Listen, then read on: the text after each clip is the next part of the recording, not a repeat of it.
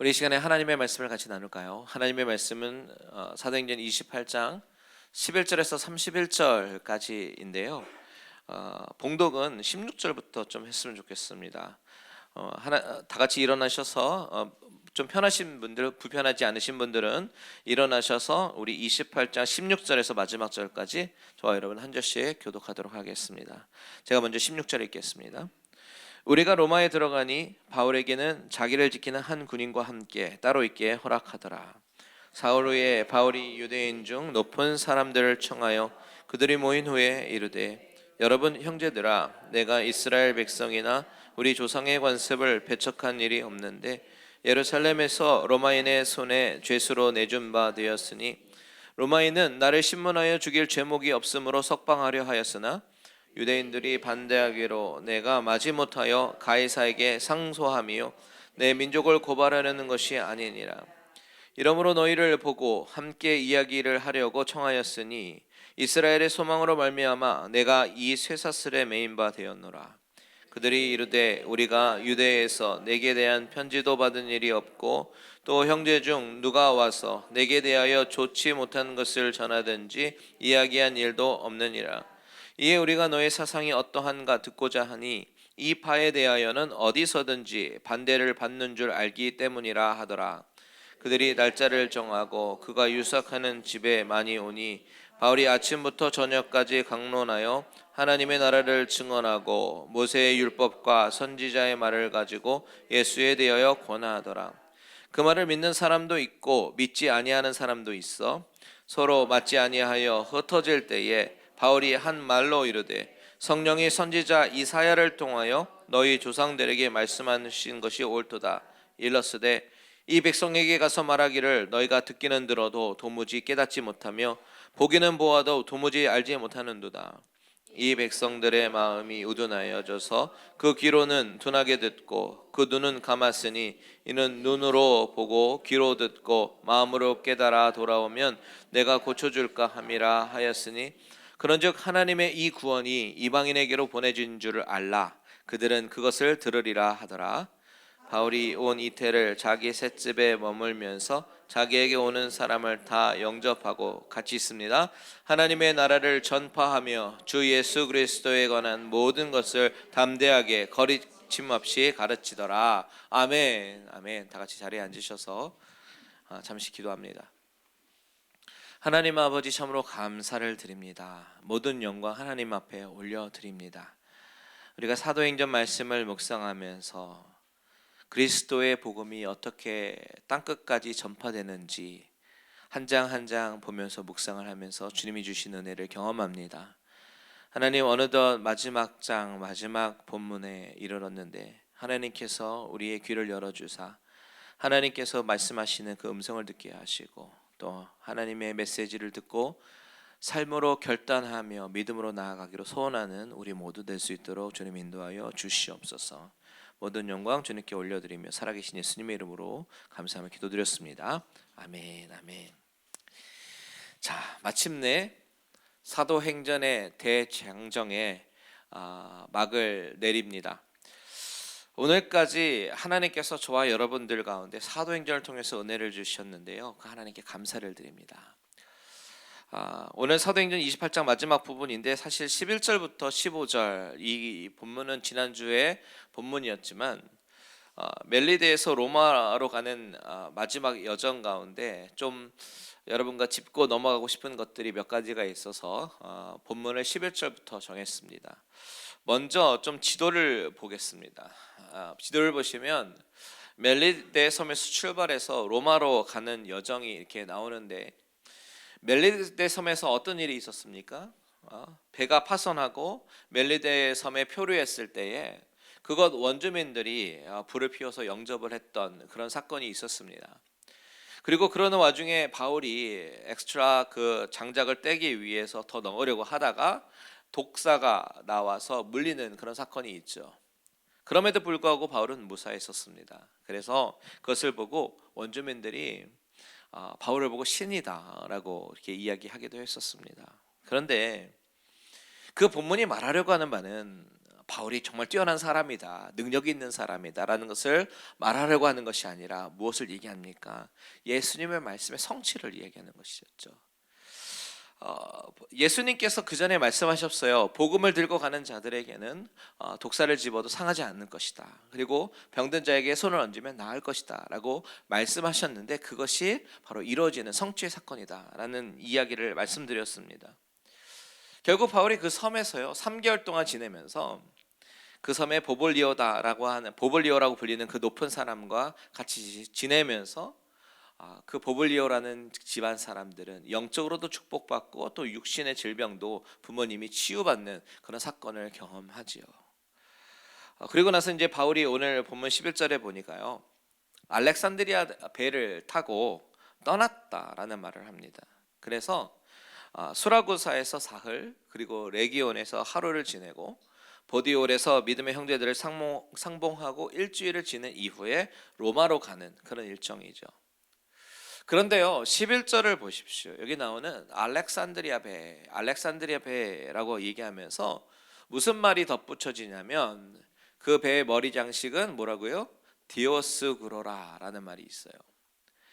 이 디오스그로라고 하는 것은 그리스 신화에 나오는 제우스의 아들들을 이야기하고 있는 것입니다.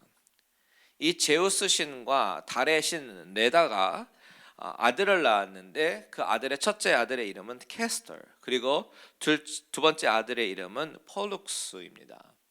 그런데 캐스터는 바다를 항해하는 그런 사공들을 지켜주는 신이고, 폴룩스는 장사하는 사람들, 상업에 종사하는 사람들에게 이윤을 잘 남겨서 부자가 될 수 있게 하는 그런 신의 이름입니다. 그런데 오늘 본문에 나오는 디오스그로라고 하는 것은 이 두 아들을 합쳐서 함께 부르는 이름이 바로 구오스드로예요. 자, 그렇다면 우리가 생각해 볼 것이 뭐냐면, 이 시점에서 왜 저자 이 누가는 이 배의 장식머리를 굳이 설명했을까 하는 것입니다. 당시 시대적인 상황과 문화적인 어떤 배경 속에서 하나님을 알지 못하는 그런 사람들이 있었잖아요. 하나님을 알지 못하고 자기들만의 우상을 섬기는 그런 사람들이 있었는데, 그 사람들이 결국 바다를 항해하다가 유라굴로 광풍을 만나고 살아계신 하나님을 경험하는 이야기가 우리가 지난 시간에 살펴봤던 이야기 아닙니까? 그 아이러니한 그 상황을 극적으로 대조하면서 묘사하기 위해서가 아닐까 싶습니다. 그들은요 세상의 헛된 것을 섬기는 사람들이었습니다. 자신들만의 삶의 방식들이 있었던 것이죠. 그런데 유라굴로라는 그 강풍 가운데 바울이 전한 살아계신 하나님을 만났습니다. 인간의 생사를 주관하시는 그 하나님을, 폭풍우 가운데 잠잠케 하시고 위로하시는 그 하나님을 경험한 것이죠. 그리고 바울의 예언대로 멜리데 섬에 도착하니까 어느 한 사람도 낙오되지 않고, 그리고 다치지 않고 기적적으로 다 살아나게 되었습니다. 이 장면을 통해서 우리가 생각해 봐야 되는 것은 바로 우리의 인생이 이와 같진 않나라는 것입니다. 이 세상은요 마치 디오스그로와 같은 한편의 배와 같습니다.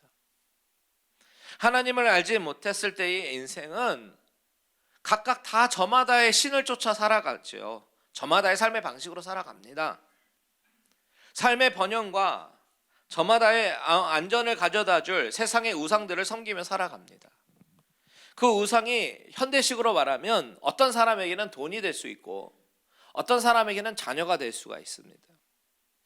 그리고 어떤 사람에게는 열심히 일하면서 자아를 성취하려고 하는 그런 행위로 나타나기도 하고, 그리고 어떤 사람에게는 자신이 쌓아온 어떤 명성과 자존심이 자신을 지켜줄 우상인 것처럼 섬기며 살아가죠. 그런데 문제는 이런 우상이 세상 사람들에게만 있는 것이 아니다라는 것입니다. 교회를 다니고 있는 사람들 사이에서도 나타난다라는 것이 문제입니다. 교회를 다닌다고 다 오직 하나님만을 섬기고 우상을 안 섬기는 것이 아니에요. 때로는 우리 가운데서도 내 자존심을 지키기 위해서 다른 사람을 비하하거나 교만해지기도 하고요, 열심히 봉사함으로 사람들로부터 박수를 받고 인정받으려고 하는 이런 것들도 우리의 우상이 될 수 있음을 우리는 기억해야 되는 것이죠. 알렉산드리아 배를 지키는 것은요, 디오스구로가 아닙니다. 바로 전능하신 하나님이심을 믿으시기 바랍니다. 우리가 은연중에 모르는 사이에 하나님이 받으셔야 되는 영광을 내가 어텐션을 받아서 가로챈다든지, 어떤 교만함이 나도 모르게 불쑥불쑥 나타난다든지, 돈에 집착하는 모습이 나온다든지, 자녀에게 모든 것을 올인한다고 하는 이 모든 것은요, 하나님이 아닌 디오스구로를 의지하며 사는 인생의 모습이다라는 것이에요. 하지만 우리의 인생의 항로는 때로는 유라굴로와 같은 광품을 만난다 하더라도 결국 전능하신 하나님의 손에 의해서 인도되어지고 그 하나님 안에 있을 때에만 안전할 수 있다라는 것을 성경은 이야기하고 있습니다. 바울이 배 안에서 사람들에게 증거한 것도 바로 이것이잖아요. 하나님이 우리의 인생의 주인이심을 증거했습니다. 그래서 풍랑 가운데에서도, 큰 절망의 상황 속에서도 그들은 살아계신 하나님을 경험하면서 결국 마침내 로마에까지 도착하게 되지 않습니까? 오늘 우리는 로마에 도착한 바울에게 어떤 상황이 펼쳐지는가, 이것을 살펴보겠습니다. 다 같이 먼저 16절과 17절을 읽겠습니다. 시작. 우리가 로마에 들어가니 바울에게는 자기를 지키는 한 허락하더라. 사흘 후에 바울이 유대인 중 높은 사람들을 청하여 그들이 모인 후에 이르되, 여러분 형제들아, 내가 이스라엘 백성이나 우리 조상의 관습을 배척한 일이 없는데 예루살렘에서 로마인의 손에 죄수로 내준 바 되었으니. 자, 16절에 보니까요, 로마로 들어갔는데 바울에게 특별한 배려가 주어집니다. 그것은 한 군인과 함께 따로 있게 허락이 된 것이에요.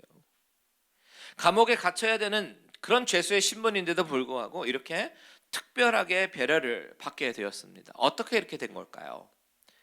아마도 우리가 추측할 수 있는 것은 그 죄수들을 인솔했던 백부장 율리오가 하나님의 역사심을 배 안에서 보고 나서 심경의 변화가 좀 있게 된 것이 아닐까 추측합니다.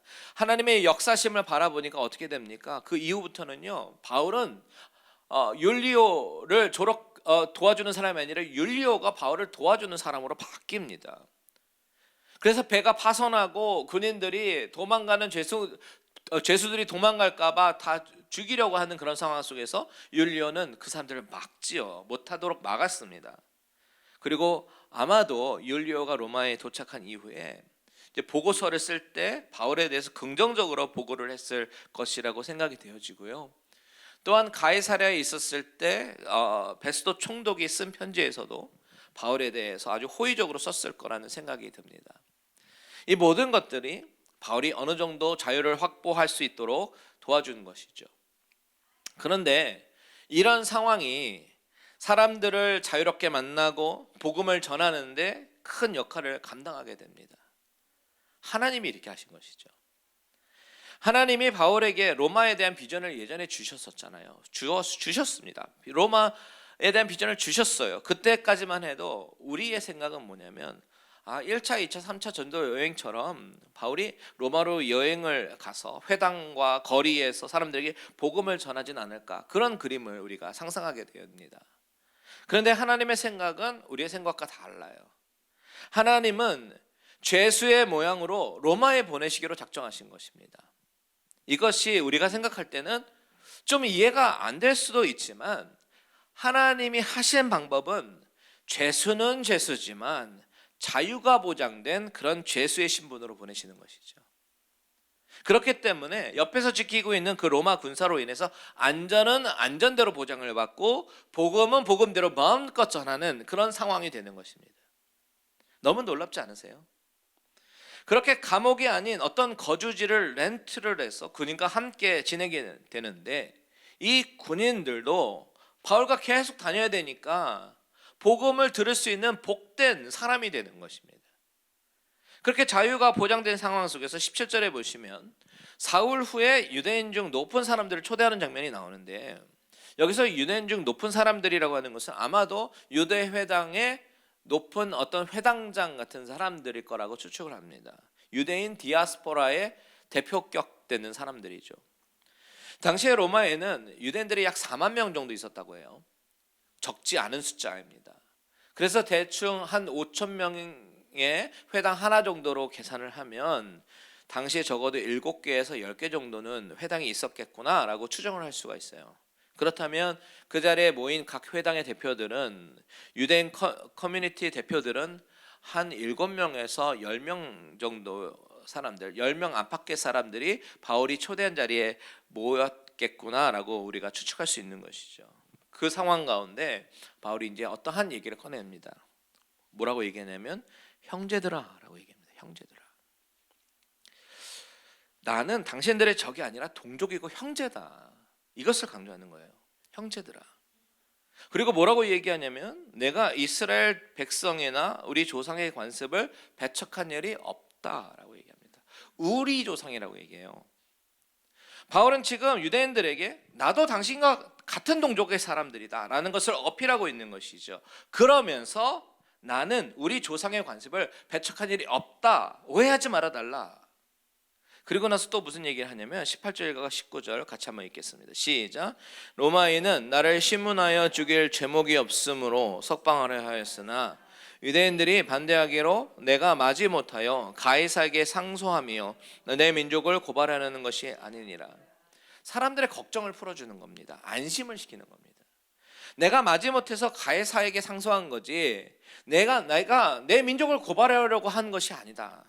이렇게 얘기하는 거예요. 바울이 이렇게 유대인 리더들을 모아놓고 자기를 변명을 하는 이유가 있습니다. 지금 이 사람들은요, 어쩌면 바울이 가이사 황제 앞으로 가서 유대교에 대해서 나쁘게 얘기하고 그것으로 인해서 유대인들이 그들의 모임을 갖는 것에 대해서 제약이 있을까 봐 걱정하고 있을지도 모릅니다. 그런데 바울이 이렇게 자기가 유대인이고 내 민족을 고발하려고 하는 것이 아니다라고 얘기하는 거예요. 그 이유는 그들을 안심시키고 그들의 마음을 열기 위해서입니다. 사실 바울은 지금 자신의 상황을 변명하는 것 별로 관심이 있지 않습니다. 그거보다 더 관심 있는 건 뭐겠어요? 바로 그 자기 동족들에게 예수를 증거하는 것입니다.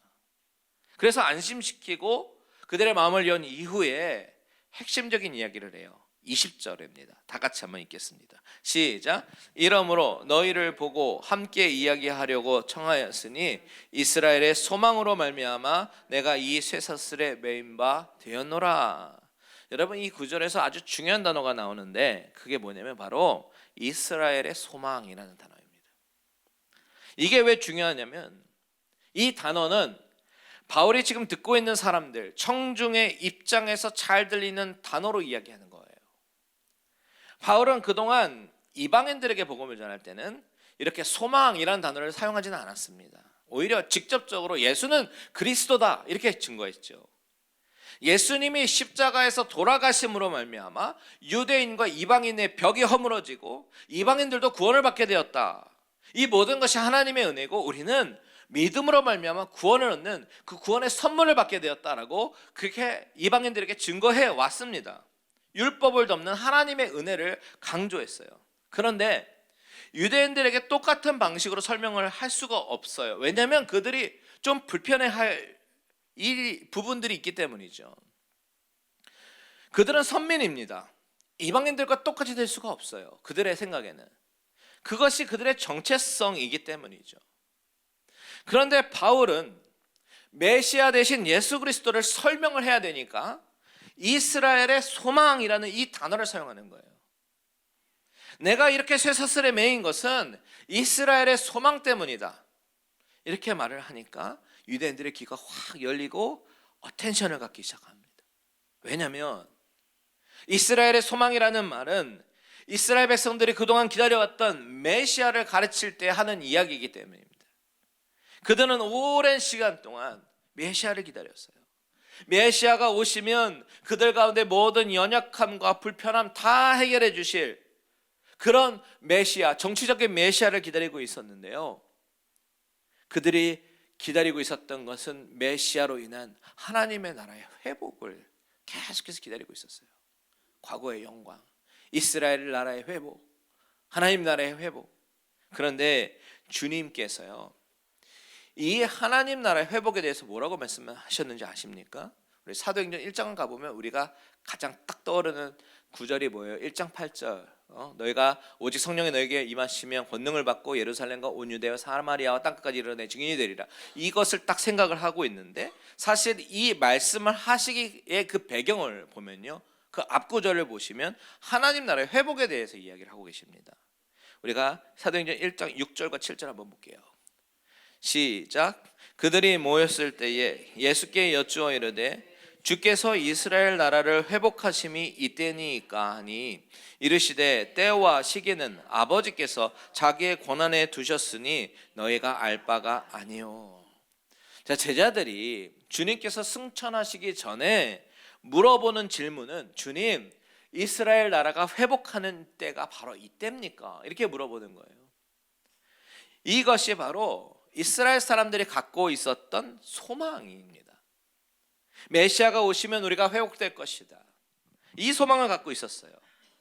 그런데 예수님을 따르는 제자들은 예수님께서 바로 그 메시아임을 알고 있으니까 주님, 이제 회복합니까? 이렇게 물어보는 거예요. 그때 주님은 뭐라고 대답하시면 그때는 아버지 권한이고 너희는 오직 땅끝까지 증인이 되라. 이렇게 말씀하시는 거예요. 지금 오늘 본문에서 바울이 유대인들이 회당장들을 다 한자리에 모아서 이야기하는 요지가 무엇이냐면 예수님은 메시아다, 이것을 얘기하고 싶어요. 그런데 그것을 설명하는 방법이 너희가 기다리던 그 메시아가 바로 예수시다라고 직접적으로 설명하는 방법도 있겠지만 이스라엘의 소망, 내가 그동안 사람들에게 이걸 가르쳐왔다, 사람들에게 이스라엘의 소망을 가르쳐왔다, 그리고 그것 때문에 내가 이렇게 쇠사슬에 매인 것이다, 이것을 말하고 있는 거예요. 여러분, 우리가 여기서 무엇을 봐야 되냐면 바울은 유대인들을 정말로 사랑했습니다. 동족을 너무나도 사랑했고 그들이 구원받기를 진심으로 원했어요. 자신을 죽이려고 하고 암살단을 조직해도 그들에게 참 소망을 주고 싶었고 그들을 구원에 이르게 하는 그런 길을 알게 하고 싶었습니다. 그런데 그들이 알아듣는 언어가 있잖아요. 그들의 관심사가 있잖아요. 그것을 기가 막히게 사용하면서 복음을 전하려고 하는 것이죠. 여러분, 이 본문이 저와 여러분에게 무슨 상관이 있는가 이렇게 생각하실 분이 계실지도 모르겠는데요, 바울의 이 커뮤니케이션 방식을 우리는 주목해 볼 필요가 있습니다. 내가 전달하고 싶은 말을 어떻게 하면 상대방의 귀에 들리게 설명할까, 이것을 우리가 진지하게 고민할 때요, 우리는 우리가 경험하는 대화로 인한 어떤 갈등의 문제도 해결할 수 있을 뿐만 아니라 우리에게 주어진 복음 전파의 사명도 잘 감당할 수 있게 되는 것입니다. 상대방을 정말 사랑하고 배려하면 내 관점으로 접근하는 것이 아니라 상대방의 관점으로 접근하게 되는 것이죠. 여러분, 저와 여러분의 대화 방식이 이와 같이 되기를 바랍니다. 내가 하고 싶은 말만 계속해서 늘어뜨리는 그런 말하기보다는 상대방의 언어로 이야기를 하고 들리게끔 이야기하는 그런 지혜가 저와 여러분에게 있기를 축복합니다. 이 유대인들이요, 바울의 그 이야기를 듣고 21절과 22절에 보면 우리는 유대로부터 들은 바 아무것도 없다고, 너가 어떤 사람인지도 모르고 너에 대해서 말해준 사람이 아무도 없다고, 나는 너에 대해서 모른다고, 그런데 다만 당신이 어디를 가든지 반대를 하는 사람이 이렇게 많은데 도대체 당신이 갖고 있는 사상이 어떤 사상이길래 사람들이 반대하는가, 그것을 좀 듣고자, 어떤 파인가 듣고자 왔다라고 이 얘기를 합니다. 여기서 파라고 하는 것은 사두개파, 바리새파, 열심당 이런 것들을 이야기하는 거겠죠. 그때 여러분 바울을 보십시오. 23절을 한번 같이 읽을까요? 23절 시작. 그들이 날짜를 정하고 그가 유숙하는 집에 많이 오니 바울이 아침부터 저녁까지 강론하여 하나님의 나라를 증언하고 모세의 율법과 선지자의 말을 가지고 예수에 대하여 권하더라. 바울은 그가 지낸 집에서 사람들을 계속해서 초청하고 약속을 하고 불러서요, 결국 무엇을 증언합니까? 하나님의 나라를 증언하고 무엇에 대해서 권합니까? 예수에 대하여 권하고 있어요. 바울이 결국 증언하고 권하는 것이 바로 하나님의 나라 그리고 예수 그리스도입니다. 여러분, 여기서 나오는 하나님의 나라, 예수, 이 두 가지는요 사도행전 전체에서 가장 핵심적인 단어입니다. 하나님의 나라와 예수, 이 예수님과 하나님 나라는 뗄래야 뗄 수가 없는 관계죠. 왜냐하면 하나님의 나라의 완성이라고 하는 것은 바로 예수의 복음이 전파되면서 완성이 되기 때문이죠. 그래서 땅끝까지 이르러 내 증인이 되리라, 이 사도행전의 사명의 가장 마지막은 하나님의 나라와 예수로 끝이 나게 되는 거예요. 여러분, 한번 마지막 절 한번 보십시오. 30절과 31절 어떻게 끝나는가 같이 한번 봅니다. 시작. 바울이 온 이태를 자기 셋집에 머물면서 자기에게 오는 사람을 다 영접하고 하나님의 나라를 전파하며 주 예수 그리스도에 관한 모든 것을 담대하게 거침없이 가르치더라. 무엇을 전파하고 무엇을 거침없이 가르쳐요? 하나님의 나라와 주 예수 그리스도에 관한 모든 것. 결론은 이거예요, 여러분. The kingdom of God and Jesus Christ. 30절에 바울이 온 이태라고 나오는데, 여기서 이태라고 하는 것은 2 years를 이야기하는 거고, 온 이태라고 하는 건 2 full years를 이야기하는 겁니다.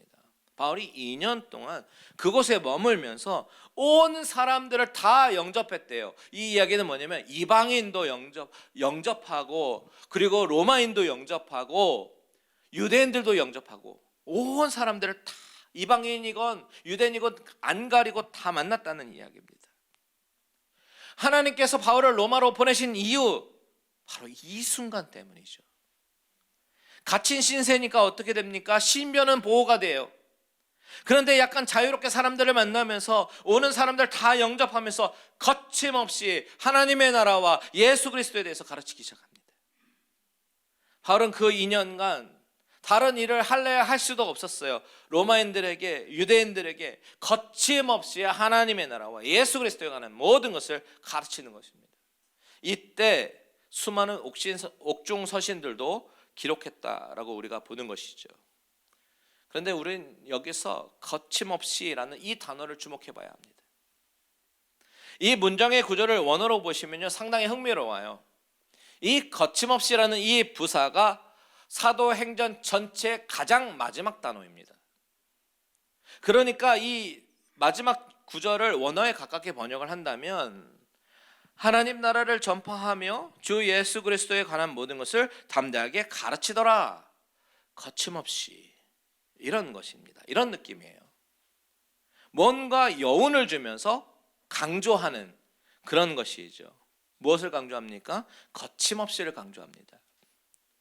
복음은 거침이 없다, 어떤 제약도 없다라는 뜻입니다. 여러분, 바울은 갇힌 신세입니다.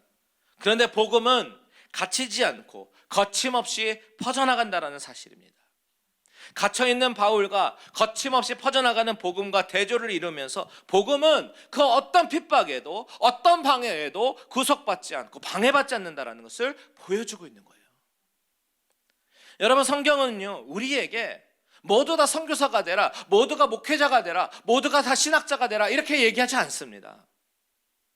우리가 우리 삶에서 주어진 어떤 일을 하던 간에 하나님은 나를 사용하셔서 복음을 확장시키십니다.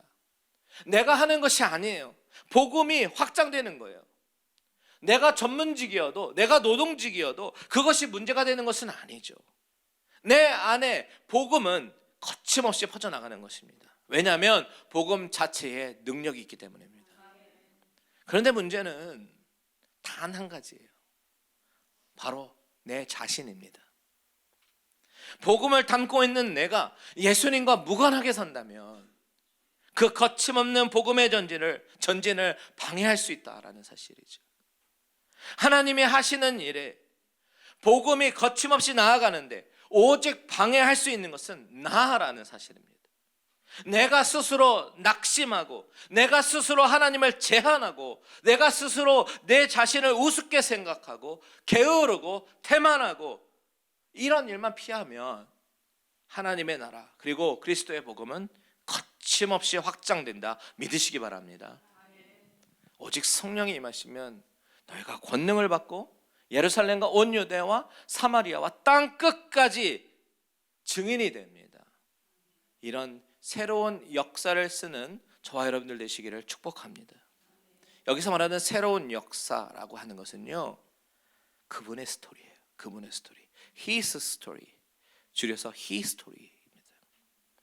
저와 여러분, 우리 교회가 마지막 때에 복음이 거침없이 전진하는데 귀하게 쓰임 받는 저와 여러분들 되시기를 주님의 이름으로 축원드립니다. 아멘.